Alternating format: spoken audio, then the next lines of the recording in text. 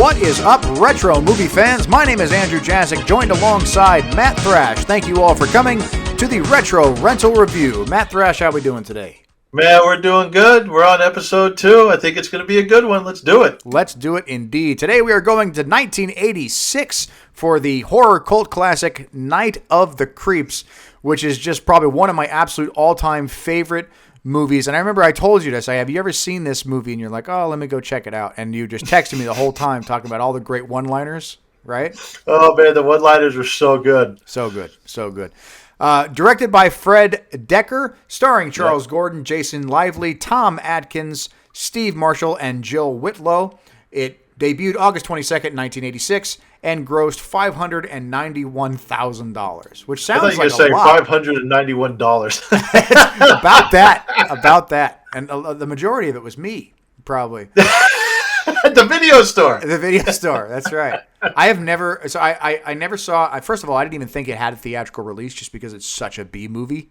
It's such like it doesn't appear like it would be on anything except for, like, at this point, like Shudder or something where you can find it for like us cult horror fans. Nobody going through things would be like, oh, Night of the Creeps. I'm sure that was a cinematic masterpiece.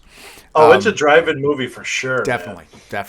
So let's get right into it. So first of all, Night of the Creeps opens with this really cool opening sequence scene where you see this the text, all these slow moving text coming towards the screen, and this pink slimy type of atmosphere with the most amazing music, right? And it was all spelling like, it obviously came out to be Night of the Creeps, but in the midst of all that slime, you saw like just the regular text of like all the actors and stuff like that were coming in. Gave it a really creepy vibe.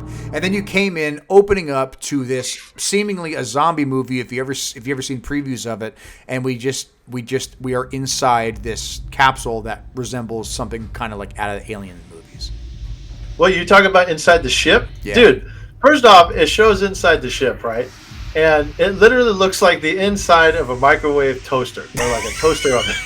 And I'm like, okay, cool.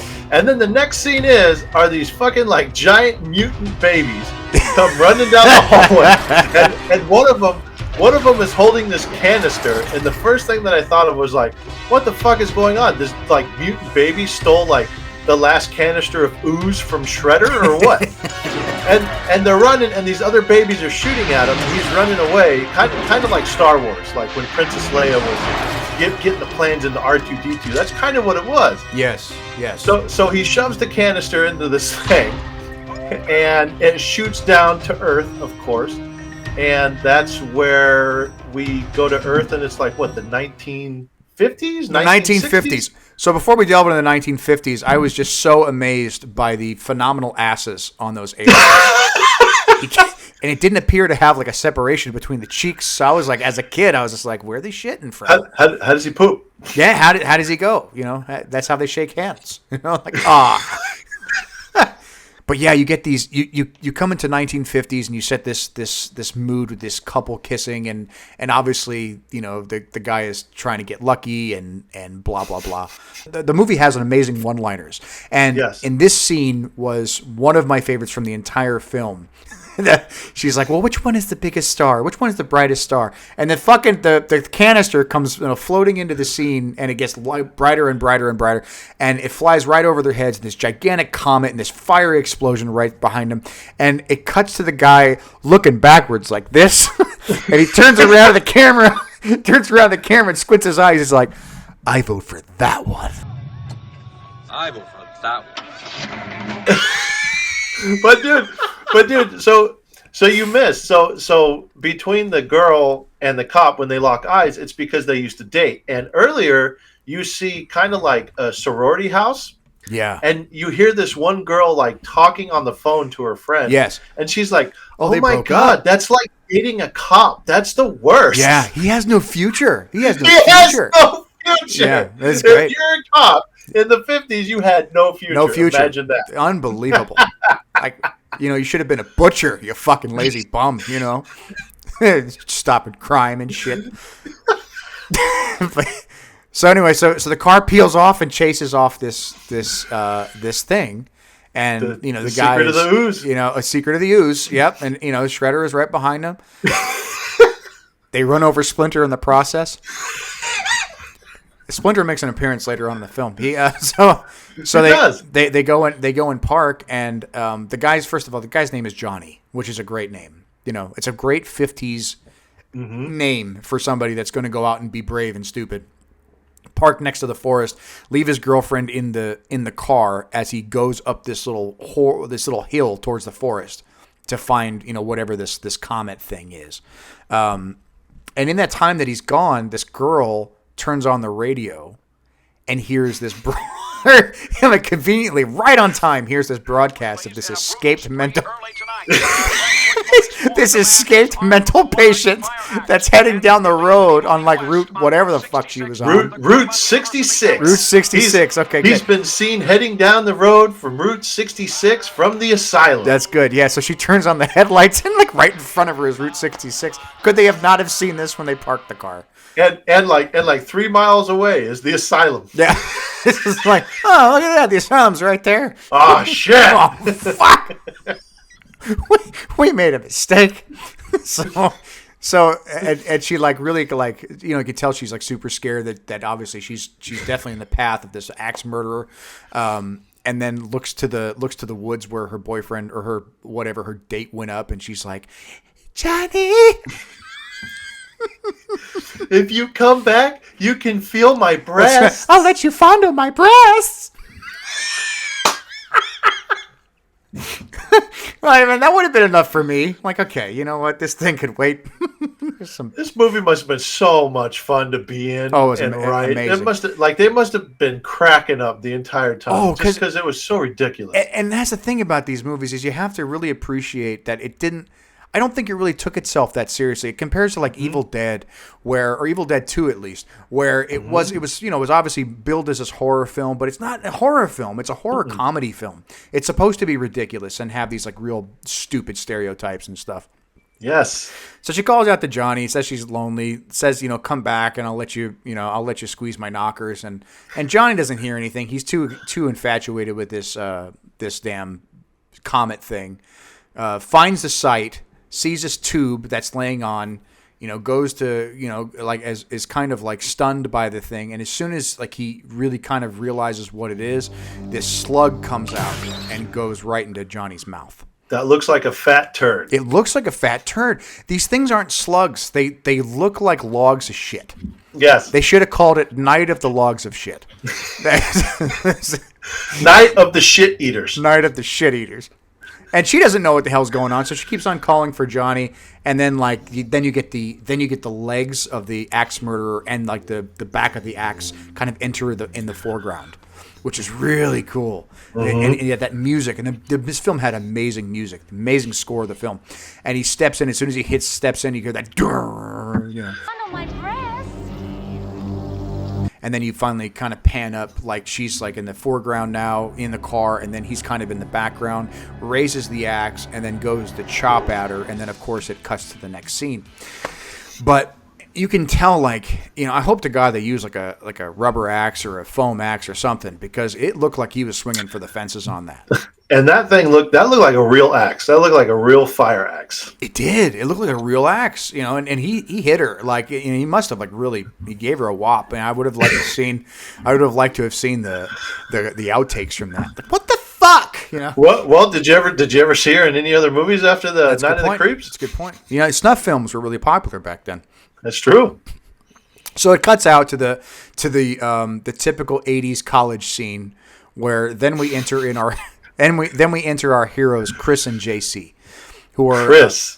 The story of a boy fighting hormones and zombies. It's crazy, yeah. And that's for some reason that was like that whole idea never failed. Like even like on today's things, you see like what's that movie Stranger Things, that show? Stranger Things. It obviously takes place in the 80s, but it's the same thing. It's just like this guy who really wants to bang this girl will go to the lengths because he thinks he's in love or whatever the case is, but he's only seen her for like the weekend prior.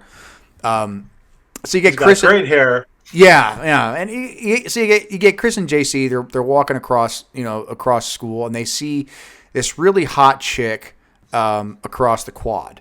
Sandy, right? Cynthia. Her name is Cynthia. Yeah, and I thought her name was Sandy too. I was just like, oh, Sandy. No, it's Cynthia, and that's Cynthia. And she's played by Jill Whitlow, who is just incredibly hot. Yes. Like immensely hot. Had the biggest crush on her, and I already, unlike the last time where I got a nasty surprise, I did Google what she looks like now. She's still hot. Good. So she's still hot. That's gonna be my next question. Are we getting getting another picture where you're gonna be? Oh like, yeah, my God. splicey. It's gonna come, but everybody's gonna be very very happy about it. She is just unbelievably gorgeous, and she still has really gigantic teeth. But other than that, Jill, if you're watching, I love you. I would fight zombies. I would fight zombies that are controlled by logs of shit in their brain. For your they love. shoot it in your mouth. They shoot it in your mouth. So okay, all right. So anyway, so the girls see this guy, and she's with this other guy with one continuous eyebrow, which she's with this jock Steve. And what's funny about Steve the jock, and I'm going to point this out because I said this and I started laughing, and my wife thought I was insane, but I'm like, do you see Steve's jersey? Do you remember what number Steve's jersey was? I don't remember. What was it? It was 79. Do you know what my number in football was? Oh, no. Don't tell me. 79. Oh. I'm fucking Steve. That's what it is. You are fucking Steve. I am fucking Steve. Like, put a unibrow on me and I'm Steve. Not like Cynthia was fucking Steve. You are fucking Steve. I am fucking Steve. Well, good for you. You share that. At least you didn't get the unibrow, which looks amazing, by the way. The unibrow on Steve just looks amazing. Looks very Neanderthalic. So I don't know if that's a word, but no, yeah, well, yeah, it is now. So JC goes to talk to Cynthia and has to get rid of Steve and says like, "Oh, there's a phone call for you," and Steve, thanks, dude. Typical California fucking moron. It was like, "Oh, thanks, bro," and goes to take this phone call, which is obviously not there. And JC finds out, and during this conversation, that Cynthia has a boyfriend, and and which is, she's like, oh, I have a, he's like, oh, you have a boyfriend. She's like, yeah. This little stupid little thing that girls do. JC was a shining star of this movie. He was really amazing. was. He really was so amazing. good, and what's great about him is he has no fear. No, he's literally on crutches the entire time, so you don't know if he hurt himself or if like he's actually crippled, but he just has no fear. Like Steve is this big football player. Yep. And he's like ready to beat the crap out of JC, and JC's like, "Oh, what's your name? Biff? Griff? Like what was it? I don't know. You guys all look alike." That's right. Yeah, you morons all look alike, and you all named no Biff or fear. Griff. No, absolutely no fear. He's a great friend, is what he is. He's a great friend. Yes. If you have friends, aspire to be like JC in Night of the Creeps. Keep them. Yeah. Keep them. Good people. So JC comes back, tells Chris, well, this is where he fucks up. See, he tells Chris that she doesn't have a boyfriend, and he talks and Chris is automatically in love. So that's good. So it's love at first sight. So this is a love story now. It really is. The battle of hormones. Battle of hormones. But Chris realizes they need to do something somewhat extreme to get Cynthia's attention. So what do? They go and try to join a fraternity, which is the Betas. And then you enter in Brad. Oh boy, so the Bradster. The Bradster, and Brad is just this annoying. Like the hair on this motherfucker is just immaculate. He looks like a younger a younger Ric Flair. He's like the epitome of that '80s preppy douchebag. Yep, that preppy douchebag. Like when you think of like a preppy douchebag, watch this movie. And you'll see like that Brad he checks off all the lists. Yep. So they're trying to join the fraternity and says they won't have sex with a farm animal, which is notable. I'm glad that they set that as the ground rule because that's important. That's kind of important. I mean, I was just wondering, like, that's such a dark place to go to. Like, why is that your first thought that you would have to do to pledge a fraternity? I mean, when you look at Brad and his friends, you kind of think like, well, shit, these guys probably fuck farm animals. That's probably true. I mean, like Brad, I mean, look, I want to join the fraternity. If I don't have to fuck the goat, I'll be okay. Brad says we have something more challenging, so they go and fuck a cow. See, So then you cut to the scene where it's this lab in the university, and this doctor is trying to enter in this code to get into this room and can't remember the last digit of the code. So he leaves, he abandons this secret room with this code to go call his friend to get the last digit, and the boys come in after him and by happenstance get the last digit on the keypad. They go in to see this cryogenic room where there's all these big computers that the 80s totally thought that was going to take off one day, and now everything is in your cell phones. You know, and this is at a university, but mind you, yes, a big cryogenic lab with these gigantic computers that probably have like a grand total of like, you know, a gig of RAM on them or something. But in the center of it is this body that's being kind of suspended in this ice clear tube. It's become apparent at that point that the challenge that they have is to find a body and dump the dead body on this rival fraternity's house, the doorstep of this rival fraternity. So they go and get this body, and they disengage. Like JC disengage. So JC is the hero so far of the whole film. Yes. He disengages the body out of there, and out comes this corpsicle, and these kids get this body out. And meanwhile, you see the doctors kind of walking back toward the room. And just before the doctor gets into the room, the body grabs JC's arm. JC on the shoulder, yep. Yep. It scares the shit out of them, and they all run out. And then the doctor goes in, you know, behind them and says, "Oh my God, there's a body on the floor." So he says, "Oh my God," and it says, right as he says, "Oh my God," the body comes to life, chokes the doctor, and then spits the slug into his mouth. Yep. Awesome. But wait! You're forgetting the best part of that scene. No, I know what you're going to say, and we haven't gotten it yet. Though the kids that run out, yeah, where do they run to? They run to the end of the hallway. Oh, that's okay. Yeah, I know what you're talking about. Yep. Yeah. So what's at the end of the hallway, folks? A staircase that goes up. What's JC? Handicapped. So literally, he's just like, oh fuck, and you actually see him like start to go up the steps. I'm like, they couldn't fucking run down the other end of the hallway or something. They had to fucking run down, and like, I bet JC was like, steps. Fuck. my mortal enemy. Damn you! Come! There's steps. The steps are all taunting him and shit. Hey, what you gonna do? Going for a walk? And then all of a sudden, we go to this beach, this beautiful beach, nice white sandy beach, beautiful blue waters, and you see this detective on the beach who's in a nice white suit, sipping juice out of a coconut. And this is played, of course, by Tom Atkins, who is just amazing. Yes. Just amazing. And everything he does, he's just so good. And this is no different. But Tom Atkins sees this girl coming out of the water. And she is completely dry. Did you notice that? Yes, she comes out completely dry. Right out of the water, yes. Yep. In a dress. In a dress. You know, beautiful dress. And it looks so good, like, you know, seeing it back in the day, I'm like, man, how do they do that? You know, now it's just like, oh, I see. How'd you not get wet? Yeah, how did you not get wet? So maybe I'll splice in the I'll reverse the reversal and then just see how they actually did it. We'll get some behind the scenes exclusivity on this show. Let's just find Fred Decker and ask him, Fred, how'd you do this shit? You know what? One day, I'd look, everybody share this video with Fred Decker and tell him to come on the show, because we're going to tell him how great this movie was. And maybe, he can hook me up with Cynthia Cronenberg. Just so hot. Just so hot. Okay. So anyway, so he sees this girl coming out of the water. Obviously, he notices something is either, obviously very weird because she's dry, but you can tell like he knows this girl, like he recognizes this girl. Who's this girl? So he goes to take his sunglasses off and then stands up, and then we get this transition where we see this axe murderer like continuously chopping up the girl that we saw in the beginning in the car. In the car. So we realize now that we tie this in where he is the cop in the very beginning.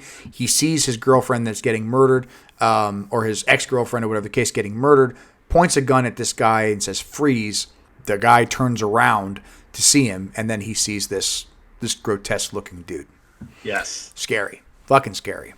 As he wakes up, right, and the phone rings, and then we have his classic line from the whole movie when he answers the phone, right? What's that? He says, Thrill me. Thrill me. Yeah, it's great. So the cop gets a call to the lab, goes to the lab and then makes a stink about the fact that there was reported of 2 bodies in the lab. There was the doctor that got killed and this other frozen body that the boys took out. And has the line, which I just thought was great. He says, corpses that have been dead for 27 years do not just get up and walk around by themselves. And then of course the very next cut we get is this bare feet walking across this pavement. And all the cops in this movie are retarded. Just They're fucking all stupid. retarded. And the coroner, for some reason, every time he's at a crime scene, he's always fucking eating. Always eating. And it's always like a donut eating. or something like that. He's always like Or a wisecracking. sandwich. Yeah, he has no business being there. He's no help at all. He's like a horrible human being. He is Harold from House. That's who this guy is. You know what I mean? Like, he is the herald of the police department. But you have the corpse walking towards around the sorority area just about the time that the Bradster is dropping off Cynthia. He's like, "Hey, sorry, babe. We couldn't hang out longer, but we have this pledge humiliating to do," and blah blah blah. And then she gets out of the car and he drives away, and his license plate says Bradster. It's great. He's the best. He's my favorite character in the whole film.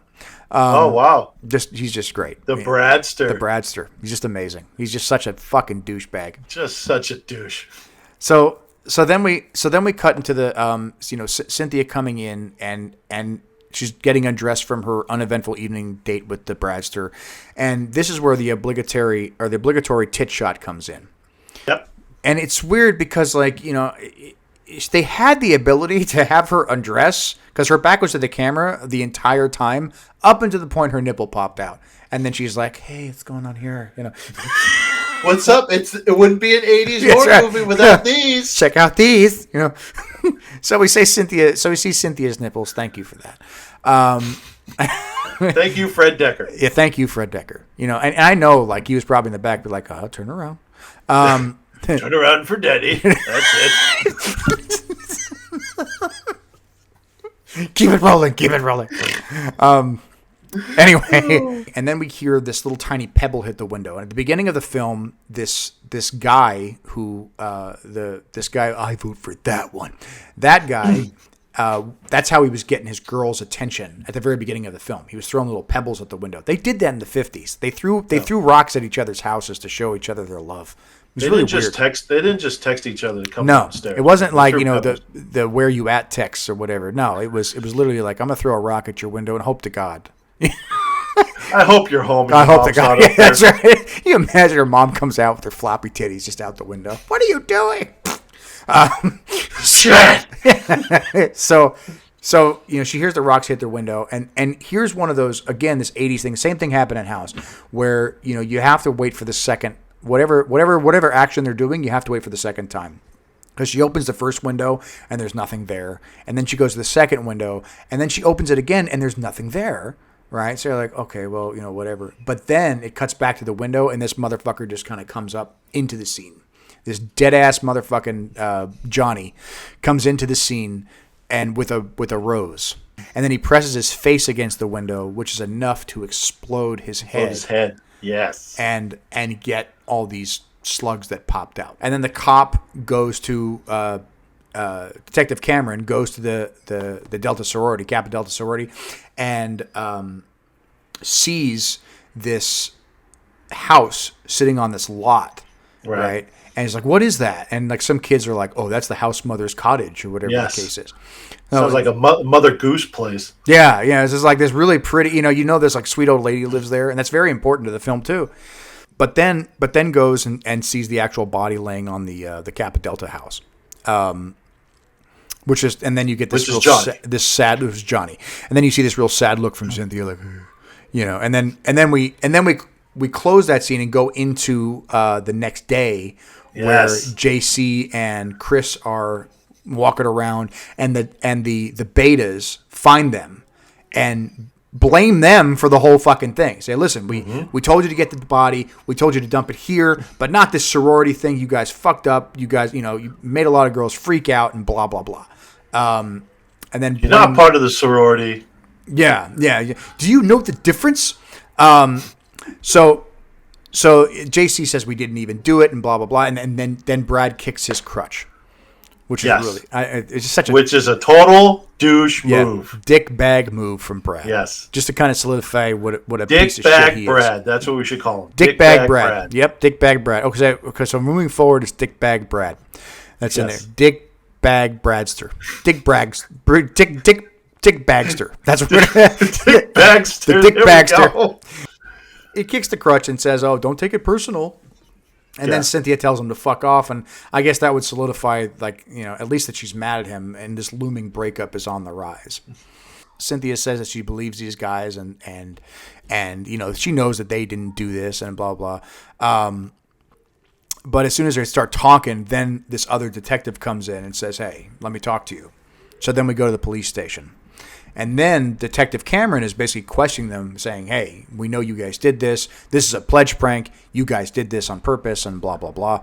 And then they have a witness. And they have a witness, which is the janitor. Which is the janitor which is a Japanese dude. Yeah. Who is the most stereotypical Japanese dude you can think Horrible. of. All he says is screaming like a banshee. That's all he said. And he couldn't have been happier. They casted him. It's like they casted him. They're like, what words in English do you know? Screaming like a banshee. we gotta write something about banshees. You know, get it on the paper. It's going in the cut. Get on the script. You look like Piston Honda from Mike Tyson's Punch Out. He did. He totally did. This like older, Piston retired Honda's dad. Yeah. Imagine him fighting Little Mac, screaming like banshees. Screaming like a banshee. Like banshees. So after that, it goes to my favorite scene of the movie. It goes to the scene of the morgue, and remember the scientist that got, you know, doo-doo spit into his mouth from Johnny, zombie Johnny. He gets up off the table, rises like the Undertaker, and he starts walking out of the police station. And literally, the dude like looks dead. I think he's naked, and he's got scissors hanging out of his neck. My favorite part of the movie. This cop walks by him, doesn't even look up, and goes, "Hey, see you tomorrow." And then you just see the zombie walking out like. That's such good writing. Blood everywhere. Oh yeah, I'll see you tomorrow. Yeah, see you tomorrow. Doesn't even look at him. It just I don't think he will. The cops were dumb. So dumb in this movie. They were all dumb. The only smart one was Tom Atkins, and he was the one who was all mentally fucked up. So then we go back to the sorority, and then Cynthia's talking with Brad, and basically says, you know, like, "Hey, you shouldn't have done that to them," and blah blah blah. Brad yells at her, and she hangs up, and I guess that's the end of their relationship. That was enough to solidify the end of their relationship. And then we cut back to this nerdy girl who then again hears this cat that's outside. She's like, "Oh, it's Gordon!" And she goes to open the door. The cat jumps up, and then she looks at the cat, and it's this dead ass fucking cat. Yes, it's all like eaten away. It's all eaten away. Yes, and it was cool too because like just a stop animation in this movie. The special effects in this movie, they were all legitimate. They were all like practical effects, which is like so better than CGI in my opinion. Yes, because So it was like makeup. It was like actual just so cool. Yeah, just so cool. So anyway, so then Cynthia goes up to Chris and JC's dorm and says, "Hey, you guys want to go for a walk?" So they go for a walk, and she then reveals that these creepy things are happening. And JC is just a fucking asshole, making fun of her the whole time, like I think she misplaced her marble collection. If you know what I mean. The only one who seems to understand is Chris. She's like, "I thought you'd understand," and Chris is like, "I do understand. I do. I do understand." He puts his take your pants off. He puts his hands up. Did you see the gesture between him and JC? Oh yes, he like gives it like. Total. That's what dudes do. That's what dudes do. Yep. 100%. Even today, this is not an '80s thing. This is just dudes being dudes. Yeah. So then, like Chris gives JC the "Hey, leave me alone so I can go bang this chick" eyes, and JC takes a walk, right? If you want to call it that, and because he's on crutches, So Chris takes Cynthia home, who then invites him to the prom tomorrow night because proms were really important in the 80s. No, the formal, bro. The formal. It wasn't the prom, it was the formal, which is a big difference. It's a big difference. Here they wear pink tuxes. Girls ask guys to the formal, okay? Is that what it is? I've never, no, nothing. Not the point, not the formal. I was an ugly motherfucker. Like I missed out on so much cool college shit. But then we see JC go to the bathroom, and he goes and he's taking a nice fat shit while he's tagging on the wall. So what happens next is kind of deserved. And it says Striper rules really big. Yeah. Don't forget about who the fuck is that? Okay, Striper is a Christian hair metal band from the 80s. Their biggest song was "To Hell with the Devil." If you've never heard it, I definitely look it up and listen to it and watch the music video. You will laugh. Splicey, splicey.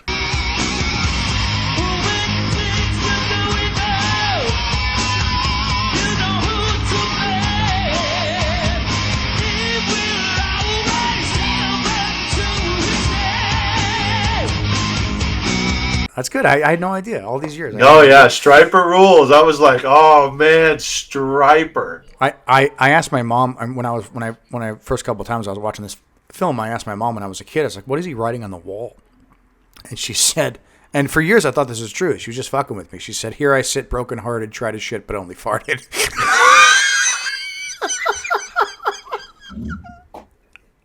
Oh, so my mom gets a shout out. That was really good. I was, what was I? I must have been like 7 or 8. And she was like, I was like, oh, okay, it makes sense. Didn't think it was a comedy thing, but yeah, oh my god, that was great.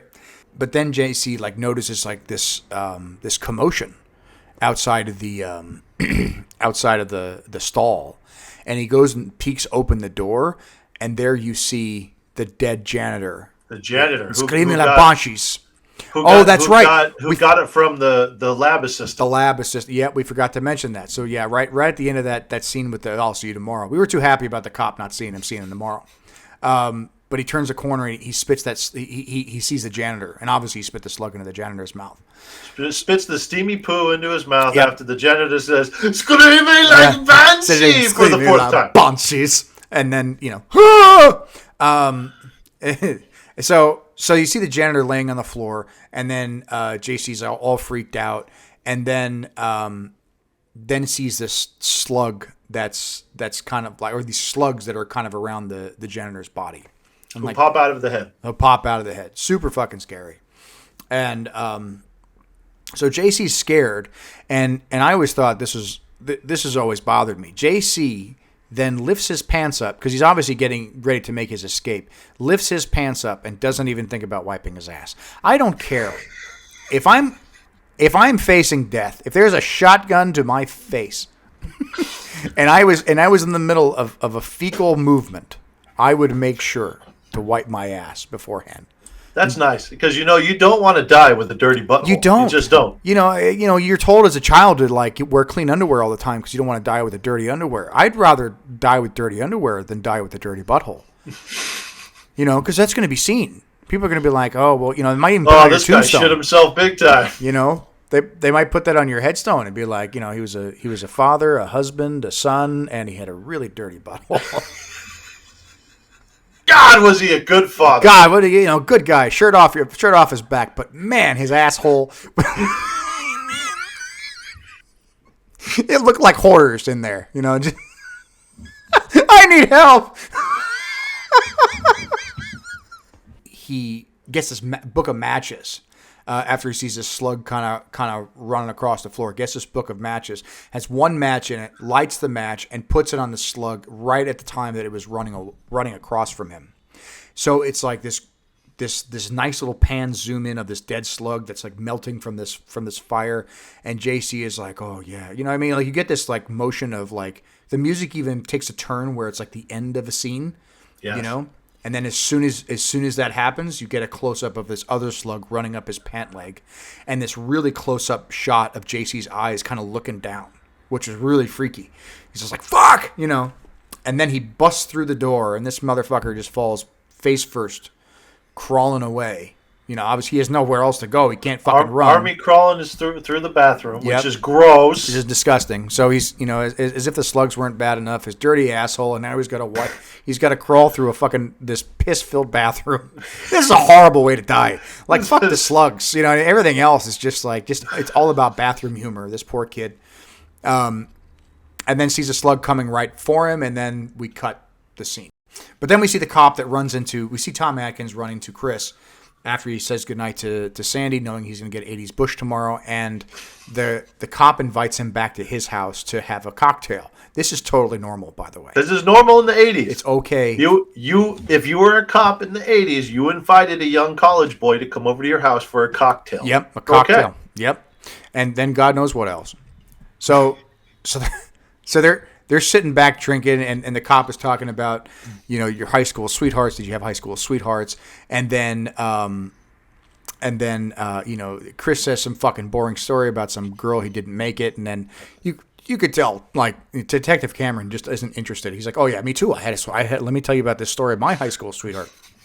So he tells this story about this girl that he was dating, but then like one day, you know, he gets a call and he finds a girl that was in the road, in the car, and in the woods.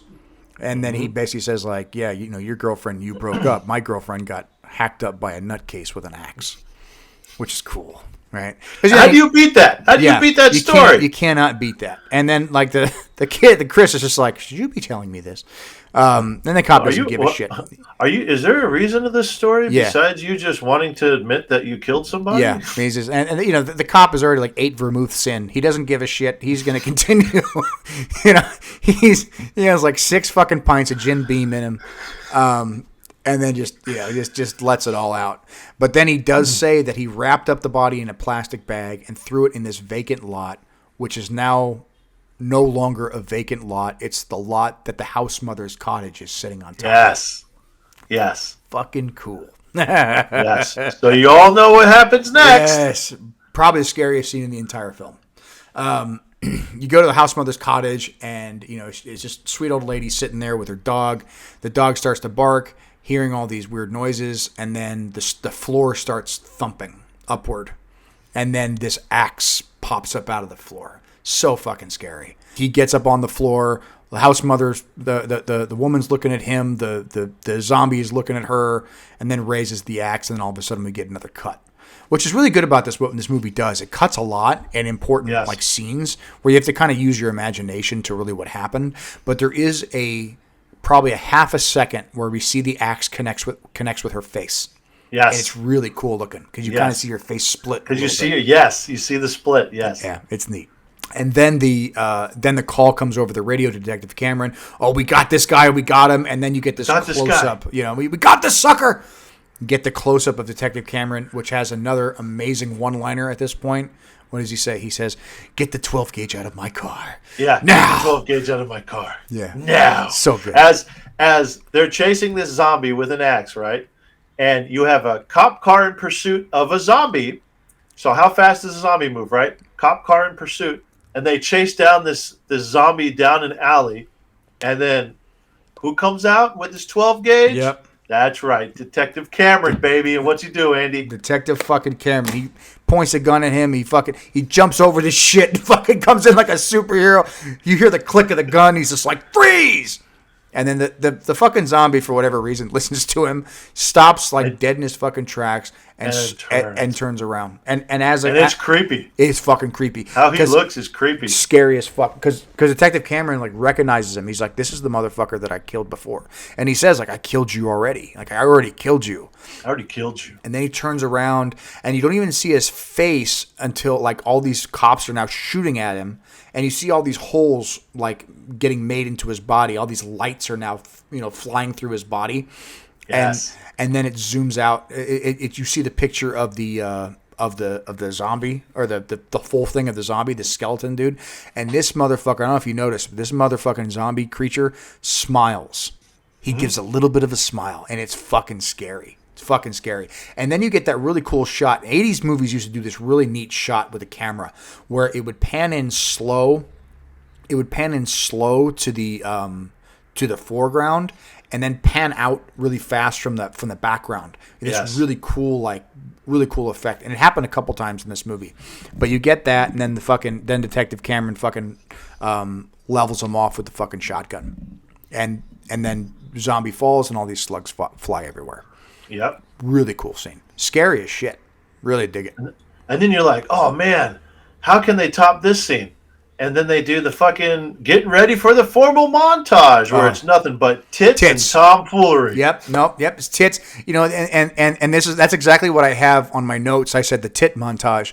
It was it's a bunch of fucking chicks with mullets. And they're all showering and shit. And you see nothing but showing their tits. Lots of tits. And they're all like, oh, yeah, it's so pretty. Let's make out. Bunch of dudes in tidy whities. And then a bunch of fucking dudes. Playing grab ass. Yeah, they're all fucking like playing leapfrog and shit and doing all this stupid fucking thing and spilling beer everywhere. And like, you know, this isn't real. I mean, if this is college life, I missed out. But yeah, we get that prom montage, and then we focus back into Chris, who's just getting himself ready. He sees this note that was written. It says, "Play me." It's all shaky looking. He goes and plays the tape, and it's JC on the tape, and says something to the effect of, "There's one inside me. It got in through my mouth. Fire kills it. Fire kills these slugs. So I'm going down to the furnace room. So if I don't come back, good luck with Cynthia." So even in his dying days, he was just like, you know, I hope you really get to bang that chick that you fell in love with after meeting her for 3 hours. And then JC, this is the saddest moment. He says, like, all by myself, I walked.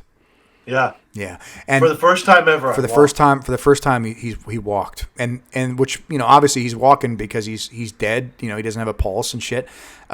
He's dead, and the zombie, the slug is controlling him, you know, but he was able to walk, and he found solace in that, which is cool, right? That was kind of not a happy ending necessarily, but it was nice. It was 80s sweet. It was 80s sweet. Chris runs down to the boiler room area, the furnace area, sees JC face first with a bunch of dead slugs that are kind of foaming around him. So JC goes and kills these slugs. He wanted to die near the fire. And then all the slugs couldn't get out. So then it goes to a bus. Then we got douchebags getting on a bus. We got the bus, and the bus is awesome because time to get done, dude. We're gonna get done, dudes. Who says that? Has anyone out there ever said we're gonna go get done, dudes? If you have, I want you to comment below right now. We want to be. I want you to comment and say, yeah, I did that with my buds back in the 80s. We would always say that. Yeah. Please comment. Please comment. Oh, that'd be great. We're gonna get done, dudes. But then we get Chris going to Detective Cameron's house and saying they got JC. You know, they come in through your brain, or they come in through your mouth, and they get into your brain. You walk around while they incubate, and you walk around even if you're dead, which is kind of scary. Which is creepy. So now you know the detective and Chris now have to obviously stop these things, and they don't know how yet. But the important thing is we go back to this bus of douchebaggery. Getting done, dude. They're about to go get done, and done they got. They're driving. They're driving, and the bus driver, to miss a dog that was in the road. That is now dead. That is now dead. Swerves, and you get a close up of the bus driver, and I don't know why they did this, but they had the bus driver's eyes. It was so unnecessary, but it's a cool scene nonetheless. The bus driver's eyes pop out of his head. Like, you get like these two shots. This is like, it's kind of bigger, and then boom! And then the bus crashes. They didn't need to do that, but they did it because God bless them. It was such a cool scene. Because it's what the scene needed. Yeah, that's right. It was the hero that the scene needed.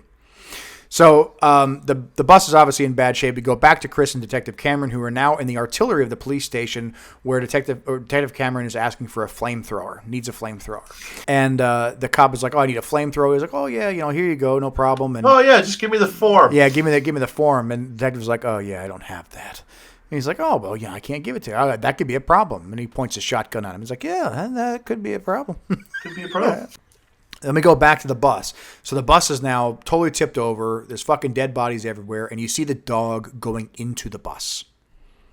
So we know what the zombie dog going into the bus. We know what the dog's intentions were. Pee on everybody. Yep, just a fucking piss on everybody. It was a total piss fest for the next 45 minutes. No, I'm kidding. So then the dog goes into the bus, and then we get a knock on the door, the sorority door of Brad. And for some reason, just nobody. This girl who answered the door must have been like related to the cop who was like, "Oh, I'll see you tomorrow," because dead ass Brad shows up. Dead ass Brad shows up after coming in contact with this dog earlier. Dead ass Brad shows up like this, and she's like, "Cynthia, Brad's here."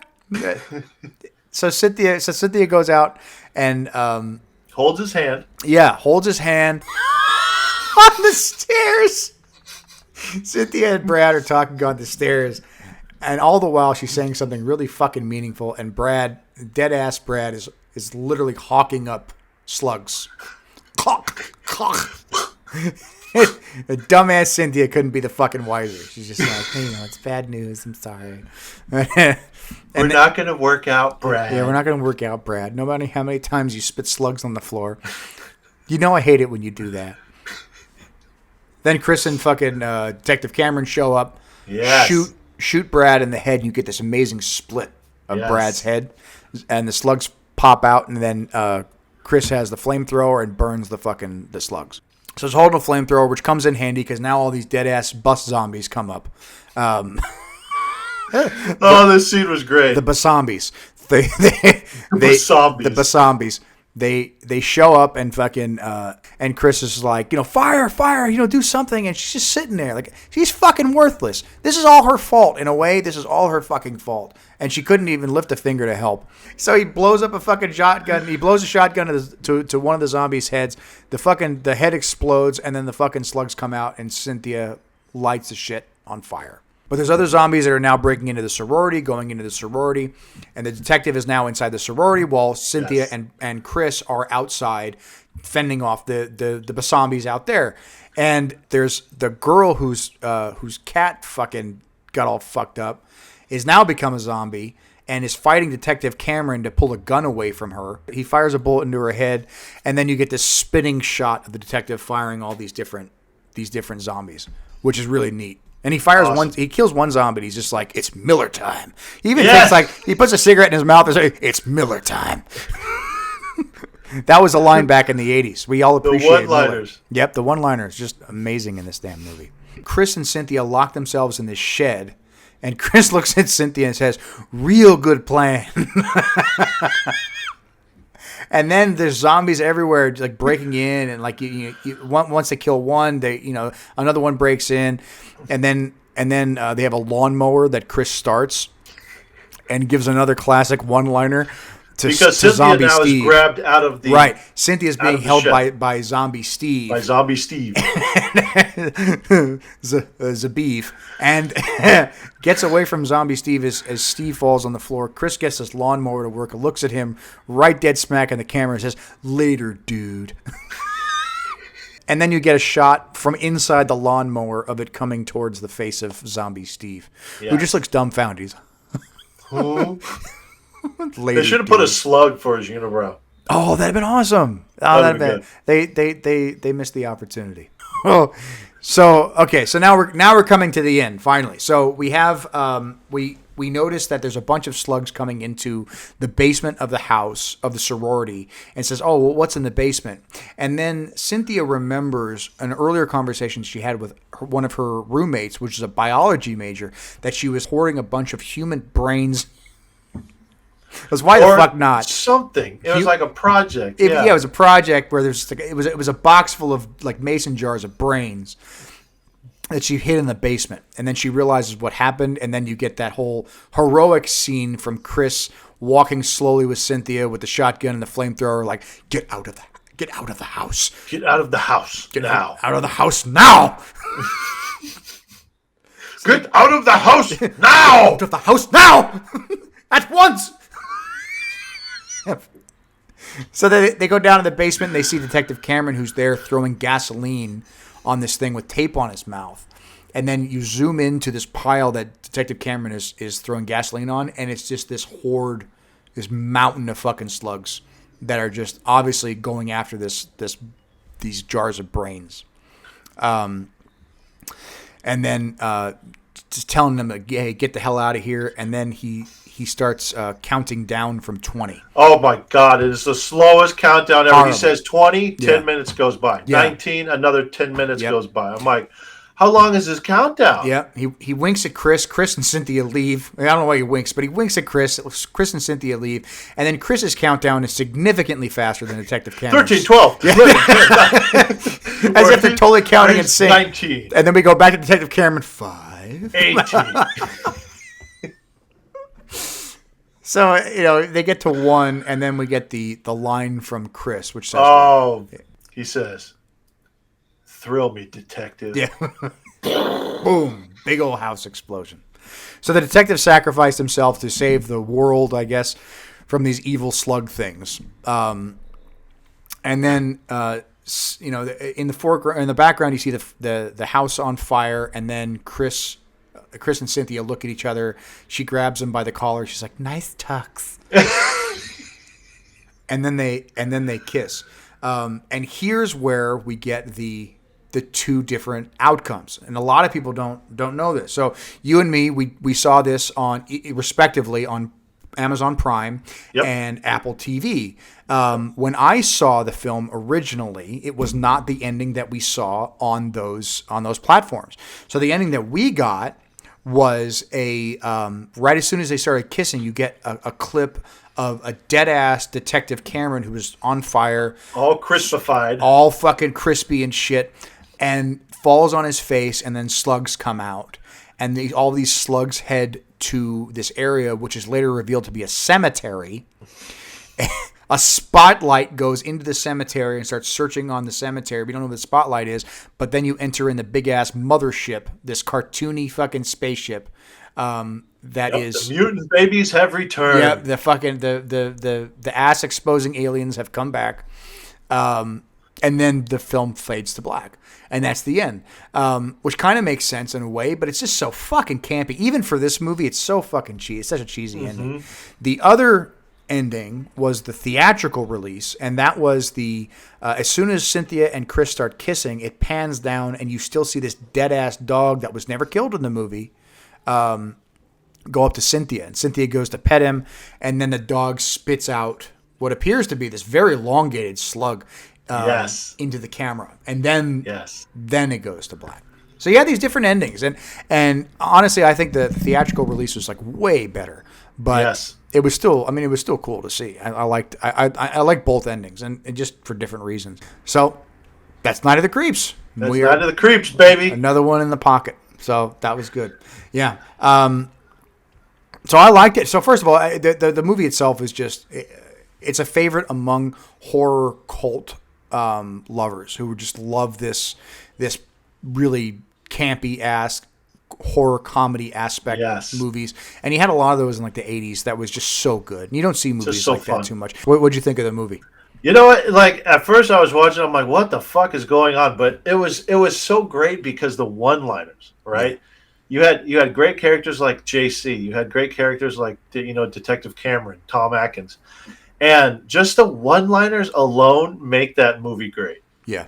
And like I enjoyed it for what it was. I knew it was going to be bad, but I liked it. Yeah, so did I. I definitely liked it. It gets a lot of shit. I think it got like, and the critics gave it like a 6 out of 10 or something like that. Oh, of course. Reviews.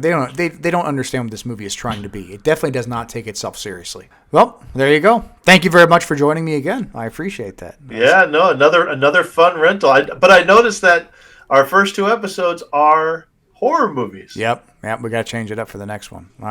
So next one is my pick. Yeah, fair enough. Yeah, we're gonna do something with Thrash likes. So that's Oh yeah, you don't know what I'm gonna pick. I'm scared, but definitely tune into that for everybody watching. Thank you guys so much for watching. I appreciate that. Thrash, I appreciate you being here, and I know Thrash really appreciates you. We are working very hard at this, so thank you guys very much for joining us, and we'll see you next time on the Retro Rental Review.